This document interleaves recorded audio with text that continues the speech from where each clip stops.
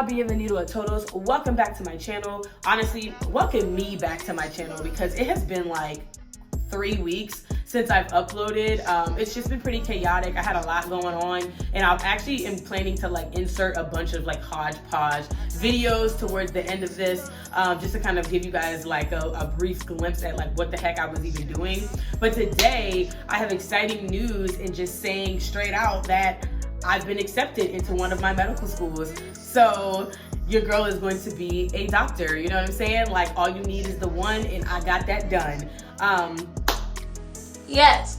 So with that said, of course I'm excited, but because the channel is called Z Chats, and if you're not familiar with me and how I do things, you know what I'm saying? Welcome. But this platform for me is all about keeping it realer than real and diving deep into like this journey that is medical school. I don't want to just show you guys like, here are my stats and this is what I did and here's where I applied.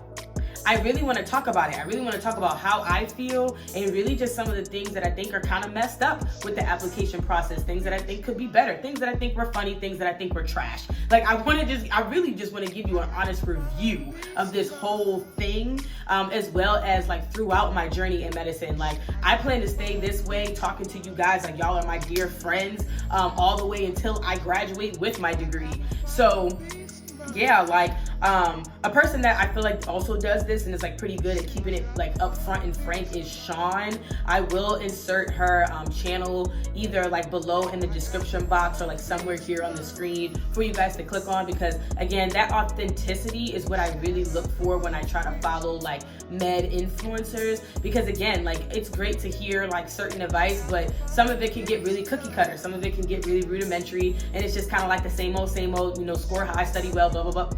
Don't nobody want to hear all that all the time. Like, tell me how you really feel. Tell me what you really think and say it with your chest. And that's what, again, that's what my platform is all about. So let me just shut up and jump right into, you know, these points, right into this reflection. So I would say that this acceptance has been multi-layered for me. The first layer being gratefulness, of course. I am so blessed. I'm so excited. Of course, not everybody is, you know, is getting into medical school, right? Thousands of applicants each year don't make it. A lot of people are even reapplying. So there's a lot of factors that go into like what happens when you don't get in. And obviously I won't know what that feels like because I have one. I got the one that I needed. So again, honored, blessed, grateful, super excited and appreciative, but at the same time, I'm not surprised. If you guys are familiar with my channel, as in you already subscribed, you know that I speak a lot about my faith. I am a faith-oriented person, and I'm a wholehearted believer that this is my path. This is my purpose. Becoming a physician, becoming a doctor is what I am meant to do, and there is no other reality that I was going to accept. So for me, that was a God-given purpose. So all I needed to do was my part. All I needed to do was work hard, and then God was going to open the doors for me. That's not being cocky. That's not being confident. That's having expectation. That is, because I know that this is for me, I am expecting to get there. So I'm going to align my mindset, my attitude, my thoughts, my actions to getting there. No ifs, ands, or buts. But of course, like, you know, there are barriers, there are obstacles. Like, that's also something that I talk about on my channel. It's not like I have doctors in my family. It's not like I have like the most money in the world. It's not like I knew what the heck I was doing applying in the first freaking place. There was a lot that went into my cycle and went into my process. However, you know, my goal was to overcome them, share them with you guys, and you guys watch me grow and go on this journey so that hopefully you're inspired by me or people like me and being like, man, like, mind over matter type of attitude, okay? So without getting too philosophical there, that's just kind of the first layer, in that, again, I am excited, but I kind of was expecting it because I spoke it over myself. I spoke that bad boy right on into existence with peace and positivity, boom.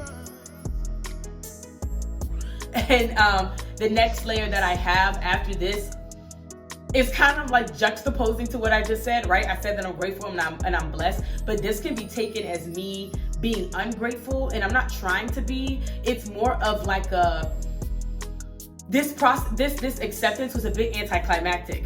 I feel like AdComs need to understand how much blood, sweat, tears, and stress go into this process. The money, the time spent studying, like the self-doubt, the negativity, the avoiding the student doctor network threads and the Reddit threads and spooking yourself, the naysayers in your family, and again, those other very extreme obstacles and barriers that I personally have experienced, like, I don't know, being homeless or something like that, just having to take care of siblings, just a lot that goes into a person's individual life that made applying to medical school one of the bloodiest and most difficult things that they've ever done. Just to kind of receive an email of congratulations, it felt anticlimactic. Like it's like going up to the top of a mountain, right? And like you almost fell off, an eagle like smacked you in your face on the way up, and like you got spit on, and a whole bunch of these dramatic events were happening during the climb. And then when you finally get there, it's just like grass. It's just like grass and like a sunset. So I do kind of feel like AdComs maybe should take into consideration doing some kind of like a draft, right? If you guys are into sports, like an NFL or like an NBA draft, those are some exciting events. Like they get dressed up, they look all dapper, there's photographers there, like it's a whole fanfare. It's a whole fanfare to say, like, not only did you do it, we're trying to treat you because now we want you to pick us, right? Like now that I've gotten accepted,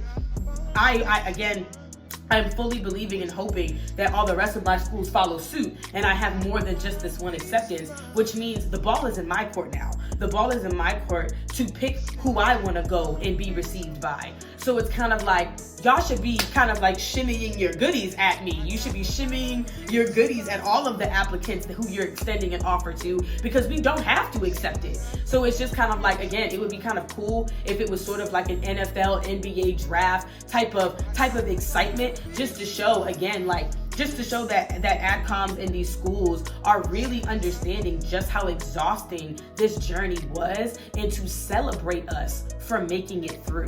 Of course, like you can celebrate with your family, but it's more of like the institution. It's that systemic acknowledgement that this was difficult. And again, like you made it, and we're glad to have you and we want you to come. That's just my 2 cents. Now, the next layer after that is, now that I've been accepted, I have found myself on some of the platforms in the forums just to kind of see updates on everybody else, kind of see how everybody is doing. And it really disgusts me. Let me say that again with my chest. It is disgusting that I see people say things like, oh, these must be the underrepresented minorities getting in. Or like, oh, if you didn't get an interview, you might not, if you haven't gotten an interview invite yet, you probably won't receive one unless you're an underrepresented minority.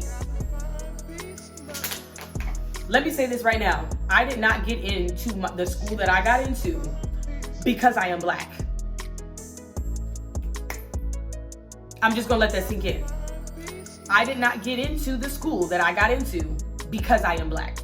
And anybody who thinks that, once again, this may not be the platform for you and you just need to exit. Because I hate when people say that, and I actually don't even like the word underrepresented minority. I actually saw a post the other day that had said that people should start using systemically, systemically excluded and something like that. It's like an SME or something like that, or like a SEM, like a systemically excluded student.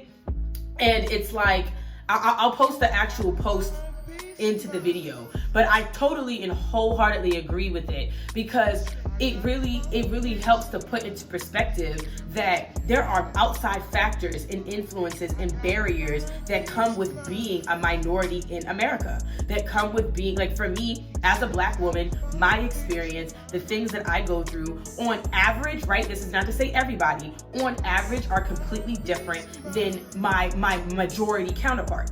And it's kind of like, that it's not just about being underrepresented. It's not just like we're not there. It's like, no, there are things that are keeping us from being there. There are barriers, there are ceilings that exist, and that's why we're not there.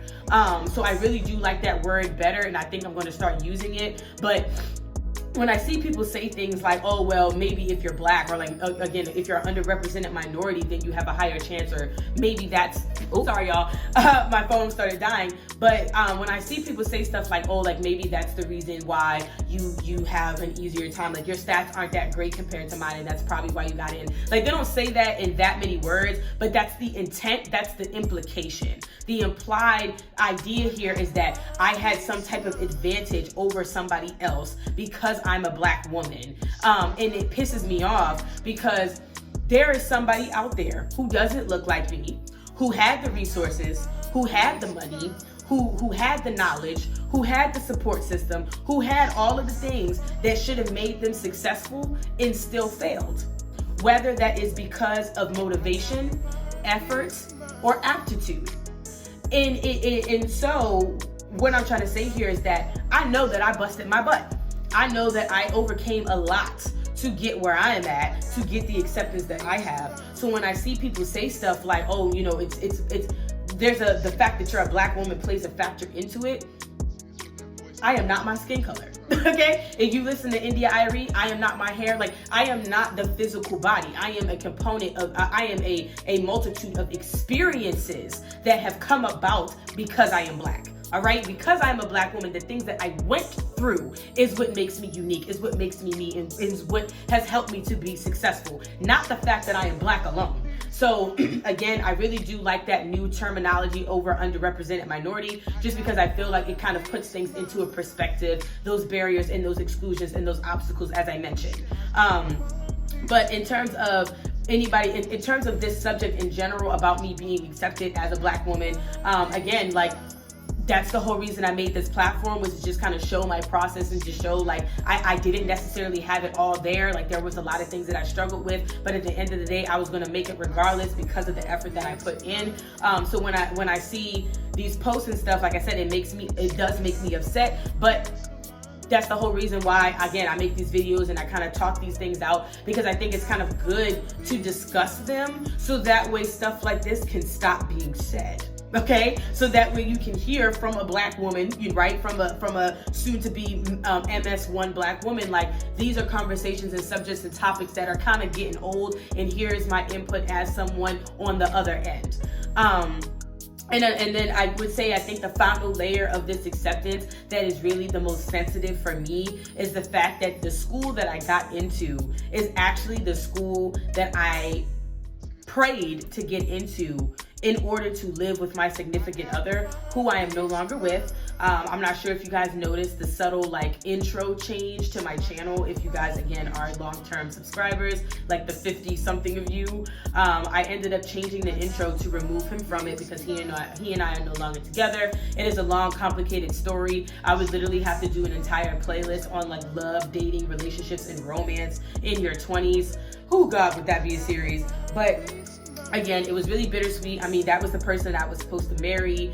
I still have a lot of, like, sore feelings in regards to that. So just in general, just knowing that, like, my future processing, like, where I'm gonna live and what type of career opportunities I might be more willing to take now that I am single, right? Like, certain career paths or residencies that I was kind of apprehensive about in order to spend time with my significant other and potentially start a family. Just how all of those thoughts, all of those things are now going to be different. I have to think about them differently and approach them differently. It's bittersweet, like I said. It doesn't take away from the fact of point number one, that I'm blessed and excited. It's just kind of, again, something to think about. I do feel like this acceptance was multifaceted. It helps me to think about a lot of things, to be really reflective and pensive and really just humbled. And I want to say, just to kind of end this video before I insert all of the random clips within the past 3 weeks, right? Like all my homecoming and all of that you guys are going to get to see. I just want to say that don't give up. For anybody that's still waiting to hear back, for anybody who's still waiting to interview, for anybody that's studying for the MCAT now, you're about to prepare for this journey, just don't give up. Don't let anybody put you into a box. Don't let anybody tell you, yeah, this isn't going to happen, or this is only happening because. Be the narrator of your own story. Take command of your own life. Speak what you want to see into existence. Tell yourself that you're going to be the next greatest surgeon. Tell yourself you're going to be the next Dr. Pimple Popper. Tell yourself that you're going to be a whatever school, insert school name here. Speak that into your life. Really envision it and chase after it. Make sure your actions, your thoughts, everything that I mentioned before are lining up so that you can really put your best foot forward into making sure that that happens, that it comes to fruition and that it comes to pass. And yeah, like, please don't forget to like, comment, share, and subscribe. Thumbs up this video, all that good stuff. And I hope that you enjoyed what I had to say. And I hope that this, again, if you're new here, this gives you a glimpse into the type of stuff that I talk about and just the type of person that I am, and just the type of person you're going to be dealing with and journeying with through this process as a soon-to-be MS1, and all throughout my journey until it says MD behind my name. Yeah, that's it. Bye now.